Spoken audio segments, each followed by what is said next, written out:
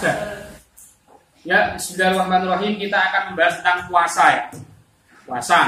Puasa itu termasuk rukun Islam berapa? 4. Kalau yang ketiga itu kan zakat. Puasa, terus haji. Menurut bahasa puasa itu artinya mencegah, imsak. As-saumu lugatan al-imsak. Sedangkan menurut istilah apa? Istilah syar'i itu apa? Menjaga diri. Imsakun al-imsak anil muftirati min tulu'il fajri ila ghurubis syamsi. Itu adalah pengertian syara', yaitu menjaga diri dari sesuatu yang membatalkan puasa mulai terbitnya fajar shadiq sampai terbenamnya matahari. Tentunya ya biniyatin wa syurutin mahsusatin, tentunya dengan niat dan tata cara yang khusus.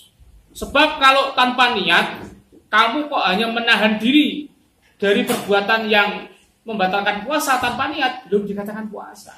Karena yang bisa membedakan antara puasa dengan yang lainnya itu adalah niat.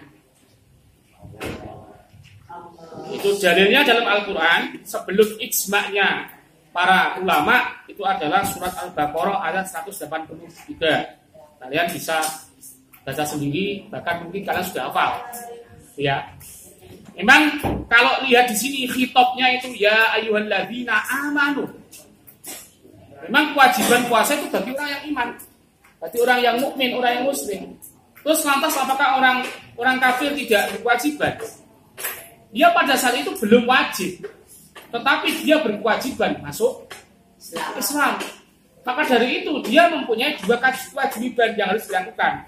Yang pertama, kewajiban dia masuk Islam. Setelah masuk Islam, baru dia wajib puasa. Maka bagi orang yang kafir murni mulai kecil, dia mulai kecil tidak Islam, artinya kafir, dia tidak wajib mengqadhi puasanya. Beda kalau orang itu murtad, itu wajib mengqadhi puasanya yang ditinggalkan. Kenapa kok seperti itu? Alasannya taghlidun alaihi. Itu alasannya memberatkan orang yang murtad tadi. Kalau masuk Islam yang apik-apik, malah dia keluar Islam, maka diberatkan. Sedangkan orang kafir masuk Islam, kenapa kok dia itu tidak usah mengqadhi puasa? Taklifan ilaihi. Apa? Menyenangkan hatinya. Karena apa? Karena dia masuk Islam berseneng sih. Bayangkan orang Islam baru Islam, kamu wajib mengqadhi puasa mulai kamu balik, berarti mulai kamu umur berapa? 15 tahun sampai 55 tahun. Bayangkan berapa bulan yang harus diqadhi. Kan malah bingung. Wah, enggak mau beratkan, saya tak kembali ke kafir lagi, kan malah gitu. Maka orang yang kafir asli mulai kecil dia tidak wajib mengqadhi puasa. Kemudian di sini ada macam-macam puasa wajib, yaitu puasa Ramadan, puasa nazar wajib. Ada puasa sunnah, yaitu puasa Arafah, puasa Tarwiyah, puasa Asyura. Pokoknya banyak lah, ya. Ada yang puasa haram, yaitu puasa yang dilakukan pada hari-hari yang diharamkan puasa. Yaitu dicontohkan nanti adalah tanggal Idul Fitri, Idul Adha, Ayyamut Tasyrik. Terus Yaumus Syak. Yaumus Syak itu hari-hari Rabu, yaitu tanggal 30 Syakban. Yang mana diragukan apakah ini masih Syakban atau bulan Ramadan. Maka hukumnya dia itu adalah haram berpuasa pada tanggal 30. Kecuali kalau memang orang ini sudah terbiasa melakukan puasa sebelum-sebelumnya. Seperti pas kamu puasa Dalail Khairat, Dalail Quran, atau puasa Senin Kemis, nepai pas tanggal 30. Maka tidak menjadi sesuatu yang haram. Terus makro. Nah, ini adalah contohnya apa? Puasa di hari khusus Jumat. Jadi dia itu tidak ada apa-apa, ujug-ujugnya niat pengen poso Jumat. Atau dia tidak kebiasaannya puasa, dia mengkhususkan puasa pas hari Jumat. Itu adalah hukumnya makruh. Begitu juga puasa setelah tanggal 15 Sya'ban. Ya, 16, 17 sampai 29 itu hukumnya makruh bagi orang yang memang kebiasaannya dia tidak melakukan puasa. Kalau kebiasaannya puasa, bisa Senin Kemis, puasa yaumul maulud. Nah, puasa apa? Puasa kebiasaan hari kelahiran. Pas nepai tanggal 16 atau tanggal 17 Sya'ban, maka tidak apa-apa, tidak makruh. Ya, selanjutnya syarat. Sekarang syarat rukun dan sunnah puasa. Yang pertama syarat wajib, nanti ada syarat sah. Syarat wajib itu berarti orang yang sudah berkewajiban. Ini syarat-syaratnya berikut ini. Yang pertama beragama Islam, jelas tadi sudah saya terangkan ya, agama Islam. Berakal sehat, jelas orang gila, orang yang sinting, orang yang nggak normal otaknya, itu nggak punya kewajiban. Sekarang itu apa itu yang punya nggak gila sih, apa sih kelainan itu loh? Idiot, autis itu bagaimana? Dengarkan, autis itu kira-kira hilang akalnya enggak? Kebanyakan gizi. Dia autis itu kan dia itu akalnya bukan hilang tapi lambat. Nah, lambat itu biasanya. Bagaimana? Apakah termasuk gila? Ada yang mengatakan dia tergolong gila, ada yang mengatakan tidak. Kalau menurut saya, dia tidak tergolong gila. Kalau dia tuh makan tidak ngomong nyambung kan? Nyambung, cuma lambat berpikirnya. Maka dia itu kalau saya tengah-tengah tetap berkewajiban puasa kalau memang dia mampu. Karena tingkat keautisan orang itu kan macam-macam. Wong sing lambat bener ada yang dia bisa baca, bahkan dia bisa ngaji, ada autis. Bahkan ada yang bisa ngeband juga. Loh, ini kan berarti dia itu cuma orangnya gitulah ya. Maka ketika dia mampu untuk berpuasa secara akal dia mampu meskipun lambat, maka tetap berkewajiban. Ya, ada yang mengatakan seperti itu pendapat. Kemudian suci dari haid dan nifas. Ya, memang syaratnya orang berpuasa itu harus suci haid dan nifas. Maka orang yang haid nifas itu hukumnya haram berpuasa. Ya, dengarkan. Terus apakah dia ketika dia itu berpuasa sebelum dia mandi besar boleh nggak? Boleh. Jadi boleh. Karena keharamannya itu bukan karena dia ada besar, tapi keharamannya karena dia haid nifas. Maka ketika mampet malamnya belum mandi, tapi sudah niat, maka boleh mandinya nanti setelah fajar subuh boleh. Ya, itu. Beda kalau orang nifas haid itu sebelum mandi sudah dikumpuli bojone, ya itu nggak boleh. Karena keharamannya itu selain nifas juga karena apa? Karena faktor dia berhadas besar tadi. Terus mampu melaksanakan puasa. Nomor 2, menetap artinya tidak bepergian.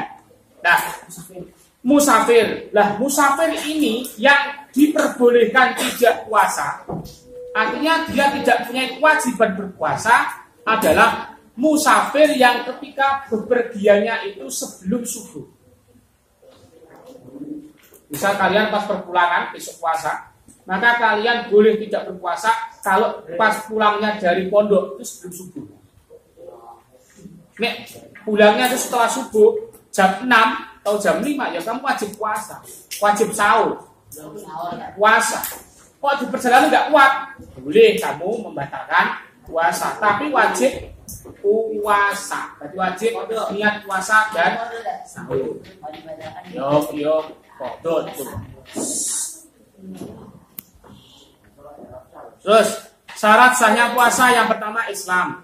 Ini tadi syarat wajib, sekarang syarat sah. Kalau puasanya pengen sah, harus satu Islam. Nomor 2 mumayyiz. Jadi tidak disyaratkan harus balik. Nek sing wajib balik, tapi sah. Mumayyiz sudah sah. Mumayyiz itu apa? Anak kecil usia yang mana bisa makan minum sendiri, cebok sendiri, bisa menentukan arah, mana barat, mana timur. Itu biasanya usia sekitar 5 sampai 6. Itu sudah bisa membedakan. Maka ini sudah dikatakan mumayyiz. Maka puasanya sah. Tapi belum wajib. Terus pahalanya untuk siapa? Ada yang mengatakan nanti untuk investasi anak itu, ada yang mengatakan itu adalah merupakan jeripaya orang tuanya mendidik, maka pahalanya diberikan kepada orang tuanya. Karena dia itu kan belum balik, tadi belum mendapatkan catatan amal. Saya mengatakan seperti itu. Terus syarat sahnya tidak dalam keadaan haid dan nifas, artinya suci dari haid dan nifas. Yang selanjutnya adalah bukan pada hari-hari yang diharamkan. Nanti di belakang ada keterangan hari-hari yang diharamkan. Terus rukun puasa yang pertama adalah niat. Niat. Bagi orang yang berpuasa ini niatnya wajib tabyid. Tabyidun, menginapkan niat. Yaitu mulai sesudah berbuka puasa sampai imsak. Subuh sampai fajar shobik. Itu adalah waktu niat. Maka sebelum itu atau sesudah itu tidak sah niatnya. Tidak sah niatnya, tidak sah puasanya. Itu ya. Nah, maka bagi orang yang dia itu tidak tabyidun niat atau lupa niat, maka dia berkewajiban menahan diri untuk meninggalkan perkara-perkara yang membatalkan puasa. Tetapi dia dianggap tidak puasa. Ini loh, ini keterangan dalam kitab-kitab banyak. Ini menerangkan seperti itu. Contoh misal siapa? Rama. Rama dia itu lupa. Dia lupa tidak niat pada malam hari. Maka ketika subuh atau ketiduran, tidur mulai isya sampai jam setengah 6, ya, setengah 6 dia tidak niat.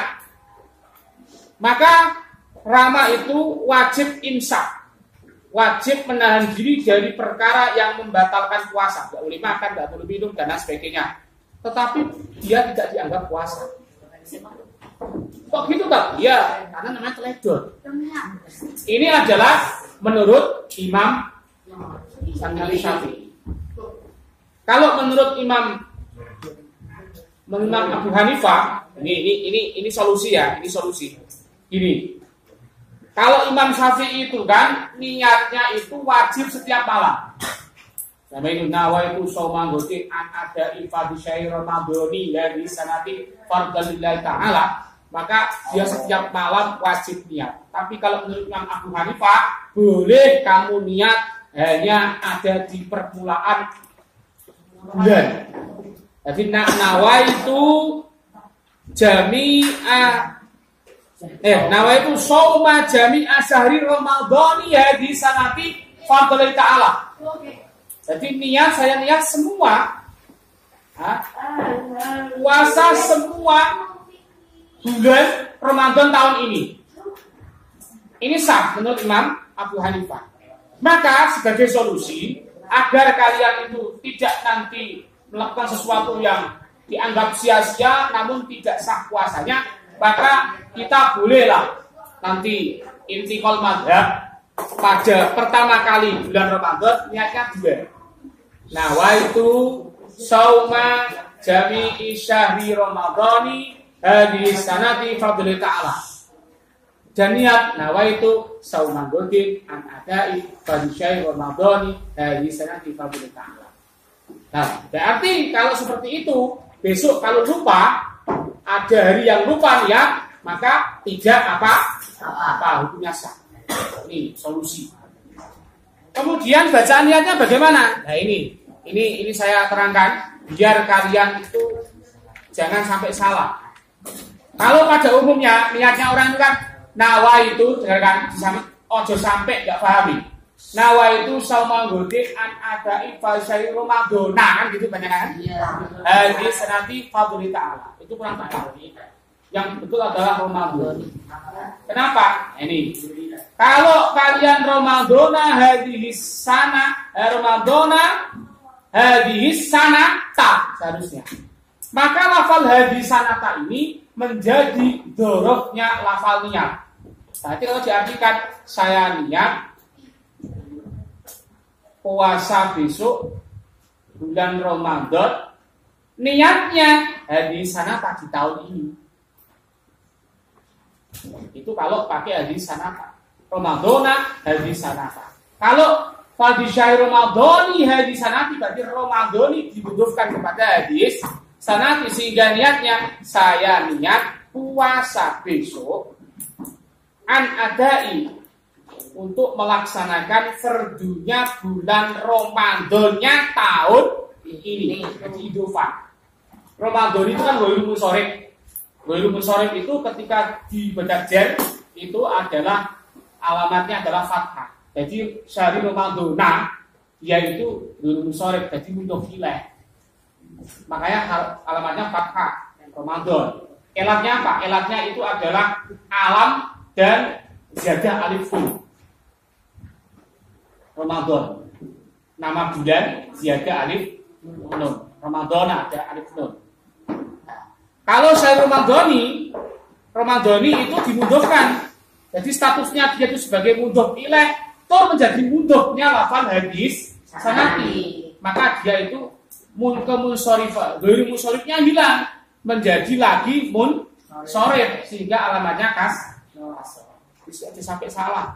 Kalian santri menawan dengan terkenal sebagai pondok bahasa kok Syekh kamu jadi imam di Sarawak Sauma gotit ada infati saya komando. Nah, belakang kamu banyak santri yang pinter kitab. Mana ini? Yang ngajar nahu siapa? Yang ngajar nahu Ustaz Cukup belum bikin. Terus nomor 2, rukun puasa adalah meninggalkan sesuatu yang membatalkan puasa. Membatalkan puasa itu apa? Nanti di belakang ada yang membatalkan puasa. Terus lanjut, amalan sunnah pada waktu puasa, makan sahur. Jelas ya? Mengakhirkan makan sahur. Jadi kalau bisa makannya sahur pas jam 3:30, mepet itu malah sunnah. Menggerakkan buka puasa, takjil, cepat-cepat. Maka kata-kata takjil itu dari kata ajala yu'ajilu ta'jilan, bergegas untuk berbuka puasa. Maka dalam Indonesia disebut dengan takjil. Terus berbuka puasa dengan hal yang manis atau kurma. Kalau nggak punya kurma ya manis, susu, teh, apapun yang manis. Terus membaca doa buka puasa. Ini. Allahumma laka sumtu wa bika amantu wa ala rizqika aftartu bi rahmatika ya arhamar rahimin. Nah, ini yang perlu saya terangkan, bahwa doa berbuka puasa itu dilakukan setelah berbuka. Jangan sampai pas sebelum berbuka. Begini, ingat, banyak yang keliru. Makan dulu enggak? Iya, makan dulu baru berdoa itu. Makanya saya kasih tahu, buka kitab-kitab salaf seperti itu.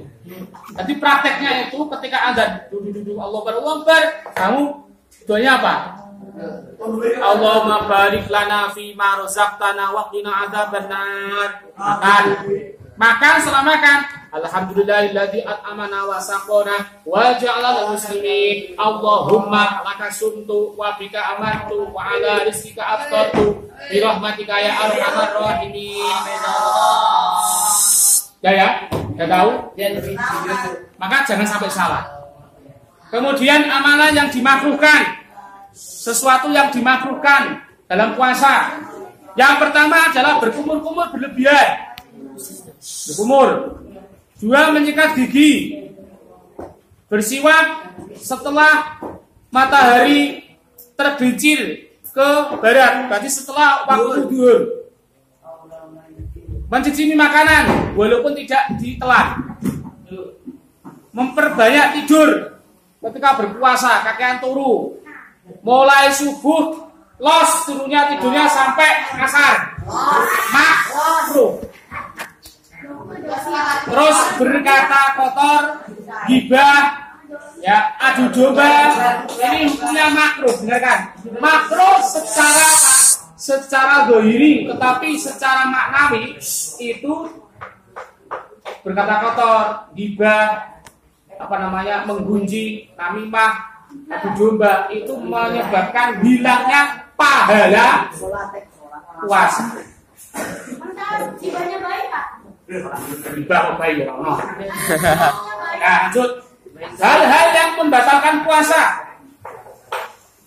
Makan dengan sengaja. Dengan sengaja. Kalau nggak sengaja nggak apa-apa, meskipun habis 3 piring. Nggak sengaja, lupa kalau dia puasa. Bisa, bisa saja. 2, minum dengan sengaja. Nomor 3, keluar darah haid, keluar darah nifas. Terus pembatal puasa lainnya. Apa lainnya? Contoh. Bersetubuh. Bersetubuh dengan kan? Bersetubuh ini membatalkan puasa sekaligus dia itu nanti membaca batal sekaligus dia wajib membayar kafaroh. Kafarohnya apa? Nah ini, dengarkan. Pertama, memerdekakan budak perempuan. Kalau tidak ada, dia berpuasa berturut-turut 2 bulan. Kalau nanti diselani, mengulang lagi dari awal. Nomor 3 adalah memberi, kalau tidak mampu puasa, jadi memberi makan 60 fakir miskin. 1 orang 1 mut istilahnya 1 kilo lah. Ya, itu adalah merupakan kafaroh. Kafarohnya orang yang melakukan hubungan suami istri di siang hari. Termasuk lagi yang membatalkan puasa adalah mengeluarkan mani secara sengaja. Beda kalau tidak sengaja. Beda kalau tidak sengaja. Misal apa? Diam keluar, tidur keluar, nggak apa-apa. Itu adalah sesuatu yang. Dan selanjutnya adalah yang termasuk membatalkan puasa apa? Masuknya suatu benda kepada lubang yang menerus. Apa itu? Telinga, hidung, mulut, dubur. Walaupun barang itu asalnya dari dalam, kemudian keluar masuk lagi juga batal. Semisal kamu punya cacing itu dari dalam keluar, barang keluar, inguk-inguk ke bumi, ada apa ini? Terus masuk lagi, maka hukumnya batal. Maka dari sini hati-hati bagi seorang perempuan ketika dia itu mandi besar. Hati-hati. Kalau mandi besar seorang perempuan itu kan mandi besarnya perempuan itu kan wajib dengan cara jongkok. Terus dibersihkan barangnya. Kalau sampai barangnya itu atau airnya sampai masuk ke dalam bagian batin, maka batal puasanya. Maka hati-hati. Maka solusinya apa? Solusinya kalau mandi saat perempuan itu mandinya sebelum subuh. Itu aja. Ya, puasa Ramadan lanjut. Puasa Ramadan hukumnya wajib. Ya, pengertian Ramadan, Ramadan artinya ada yang mengatakan itu api panas. Artinya apa? Membakar nafsu. Ya, sampai tentu sendiri. Cara menentukan awal Ramadan itu ada. Selanjutnya cara menentukan awal bulan Ramadan. Ini secara orang Ahlussunnah wal Jamaah dengan NU dengan Muhammadiyah itu ada beda. Maka di sini nanti ada tata cara dengan cara ru'yah dan hisab. Ru'yatul hilal itu dengan cara melihat bulan sabit pada awal bulan. Itu ru'yah. Ya, artinya apa? Antara ru'yah dengan hisab itu semuanya punya pendapat, punya dalil. Tetapi kalau yang pada ru'yatul hilal ini itu berdasarkan dengan dalil Al-Qur'an, faman syahida minkumus syahra falyasum. Di sini menggunakan syahidah. Syahidah itu kan artinya menyaksikan. Dan ada lagi di dalam hadis juga diterangkan Si sumu li ru'yatihi wa aftiru li ru'yatihi. Ada seperti itu. Berpuasalah karena apa? Melihat hilal. Wa aftiru apa? Berbukalah. Berarti apa? Kamu sholat id atau lebaranlah. Wa aftiru lebaranlah li ru'yatihi karena kamu melihat hilal. Ini kan menunjukkan, hadis ini menunjukkan apa? Tentang ru'yah. Ya, maka dari itu Ahlussunnah wal Jamaah itu ketika menentukan hilal itu nanti biasanya melakukan ru'yah itu pada tanggal 29 malam 30 dia meru'yah. Kalau dia itu belum melihat bulan sabit, berarti dia itu nanti menyempurnakan Sya'bannya 30, namanya istikmal. Paham ya? Itu pun secara teori hisab itu, kalau nanti hisabnya itu nanti ru'yatul hilalnya itu ada minimal 3 derajat, itu bisa dipastikan bisa kelihatan ru'yahnya. Itu secara teori. Di Ahlussunnah wal Jamaah itu dia mengatakan secara hisab itu bisa bisa dikatakan awal Ramadan itu ketika dihitung 3 derajat. Itu dipastikan ketika di ru'yah pasti kelihatan hilalnya. Tapi kalau orang Muhammadiyah itu 1 pun derajat itu sudah bisa dipastikan dia awal Ramadan. Karena mereka tidak butuh ya. Paham ya? Bisa bedakan ya? Jadi semisal dihitung tanggal 29 masuk 30 ya. Itu kok sudah 1 derajat, maka orang Muhammadiyah sudah bisa puasa besok. Tapi kalau orang NU belum, karena 1 derajat belum bisa diru'yah kalau diteropong. Nah, maka dibuktikan diteropong. Oh, nggak kelihatan. Berarti namanya istikmal, disempurnakan 30. Nanti juga sama penentuan 1 Syawal juga sama. Nanti dengan cara ru'yah wa aftiru li ru'yatihi. Paham ya? Dilihat tanggal 29 Ramadan dilihat ru'yah. Loh, kok enggak ada bulan sabitnya? Maka disempurnakan 30 hari istiqomah. Begitu juga ketika 29 kok tidak ada, kok mendung, pas hujan mendung, di ru'yah tidak kelihatan, ya juga sama. Kalau menurut Ahlussunnah wal Jamaah diistiqmalkan. Fa in humma alayhi fastakmilu salatina yauman. Jadi sebenarnya seperti itu. Kalau mendung maka tidak bisa meru'yah, disempurnakan puasanya adalah 30 hari. Nah, itu adalah cara menentukan awal Ramadan. Selanjutnya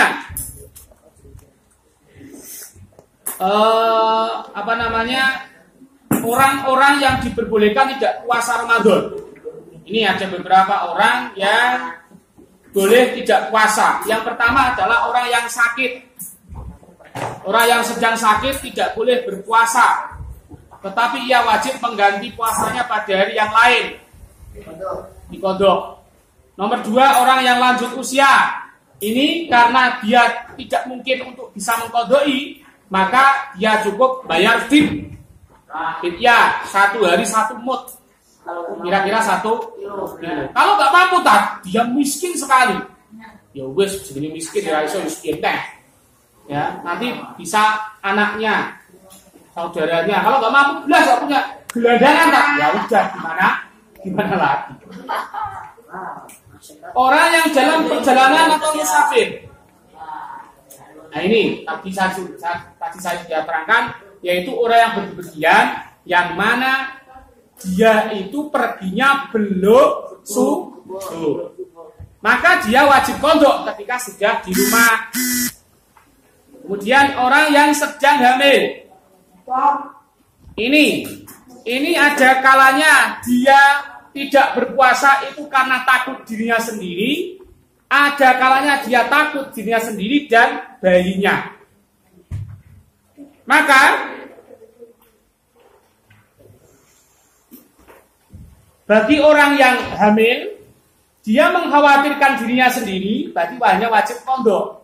Kalau dia mengkhawatirkan dirinya sendiri dan bayinya, maka dia nanti wajib qadha dan bayar fidyah. Paham ya? Atau orang yang menyusui juga sama. Menyusui, dia itu dikhawatirkan dirinya sendiri, kalau nanti saat menyusunya drop, nanti dia hanya mengqadhani puasa. Tetapi kalau dia itu mengkhawatirkan diri sendiri dan mengkhawatirkan bayinya, kalau tidak disusui malah nanti mati sakit, maka selain dia berpuasa, berarti dia juga membayar fidyah. Kemudian orang yang boleh tidak puasa adalah orang yang dalam keadaan haid dan nifas. Maka nanti juga wajib mengqadha. Nah, bagi orang yang bekerja keras bagaimana tak? Pak Tukang, bagaimana? Nah, itu keterangan dalam kitab-kitab Buyatul Mustasyikin, kitab Tufatul Kuhtas, kitab-kitab yang salaf itu menerangkan dia tetap wajib wajib niat puasa.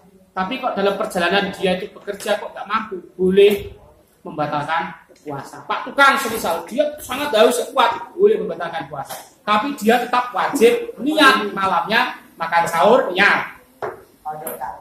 Wajib qadha tentunya. Kemudian amalan-amalan yang sunnah dalam berpuasa Ramadan. Contohnya apa? Menyediakan berbuka puasa, membaca doa sebelum berpuasa. Tadi sudah semuanya itu ya. Membaca Al-Quran, melaksanakan tarawih, sholat i'tikaf, makan sahur, memberi sedekah takjil, memberi makan sahur. Hal-hal yang dilarang bagi orang yang sedang puasa Ramadan, berkata bohong, berdusta, muntah dengan sengaja, ini membatalkan puasa. Logok membatalkan puasa, itu membatalkan puasa. Ya. Berkumur secara berlebihan, ini makruh, cuma nanti. Terus menghirup air lewat hidung, jelas membatalkan puasa. Karena apa? Karena memasukkan benda ke lubang yang menerus. Nah ini kafaroh bagi orang yang melanggar puasa, yaitu orang yang kalau dalam buku kalian itu ketika berhubungan suami istri pada siang hari, maka selain dia itu wajib mengqadhani, dia juga wajib melakukan kafaroh. Sekarang saya itu kan pengantin baru nggak kuat, bagaimana caranya solusi biar caranya bagaimana biar nggak kafaroh? Caranya gini, caranya solusi. Saya itu masih ingat sampai nggak kuat caranya bagaimana? Minum dulu. Kamu minum dulu nggak kuat. Kuatnya itu bukan karena nggak kuat minum, tapi karena kuat nggak nahan dengan istri. Minum dulu kan batal puasa kamu. Setelah itu baru dengan suaminya. Berarti kan apa? Pertama dia batal bukan karena jima, tapi karena minum. Berarti dia tidak membayar kafaroh. Atau kalau nggak minum gampang, ini dilokok ke hidung, atau telinga, kadang-kadang batal. Hidung batal wes. Baliku silakan main di sini.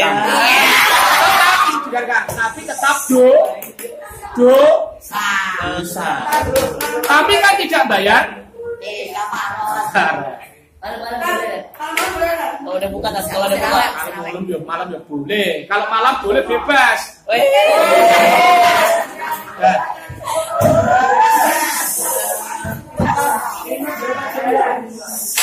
Nah itu mungkin yang bisa saya sampaikan. Besok lanjut puasa nazar dan puasa kafarot, puasa yang wajib tapi bukan karena Ramadan. Ya, cukup. Terima kasih.